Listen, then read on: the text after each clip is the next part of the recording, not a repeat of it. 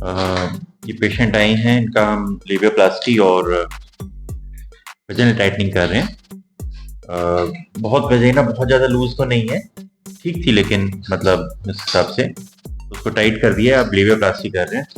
दोनों को कंबाइन हम आराम से कर सकते हैं। लेबियोप्लास्टी करते वक्त जब टाके लगाते हैं तो थोड़ा सा दर्द होता है, सुन करते हैं तो, क्योंकि उसमें क्रीम असर नहीं करती। तो हम वजाइना को तो क्रीम से सुन कर सकते हैं, लेकिन लेबिया को नहीं कर सकते। लेकिन एक बार थोड़ा सा पतली सी निडल से लगा के उसको छोड़ देते हैं, फिर उसके बाद जब दोबारा इंजेक्शन लगाते हैं तो कोई पेन नहीं होता है। इन पेशेंट ने भी जो कि बार बार मैं एक बात बताता हूँ, जो वेजाइनल टाइटनिंग सर्जरी है वो वेजाइना के अंदर की जाती है, यानी स्किन में नहीं की जाती। और जो लेबियोप्लास्टी है वो बेसिकली आसपास के लिप्स को निकालने की सर्जरी है। तो वेजाइनल टाइटनिंग में जो भी बहुत सी फीमेल्स करने आती हैं, और फिर मैं हर वीडियो में एक ही बात बताता हूँ कि वेजाइनल टाइटनिंग में स्किन में टाके नहीं लगते। जो लगा रहा है वो गलत है। अगर आप स्किन में वेजाइना में टाके लगाओगे, वेजाइना के बाहर, वो बहुत ज्यादा पेनफुल होगा, टाके टूटने का डर होगा, और टाइटनिंग तो उससे होगी ही नहीं।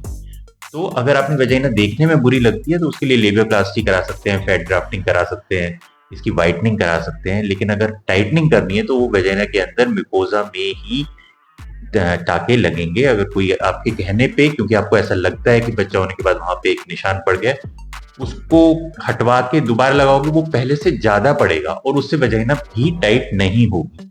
तो अगर कोई ऐसा करता है, ऐसा सोचता है, तो उनको भी आइडिया नहीं है। और पेशेंट को, क्योंकि कई बार ऐसी चीजें लगती है, लेकिन जो होता है वो असल में ऐसा नहीं होता। मतलब कि दिखता तो हमें ऐसा है कि सूरज धरती के चारों तरफ घूम रहा है, घूमता तो नहीं है ना। तो इस तरह से यही चीज होती है। लगती पेशेंट को इस तरह से कि मेरे बच्चा हुआ, साइड में कट लगा, उसके टाके टूट गए, उस कारण से लूज होगी, उस कारण से नहीं हुआ।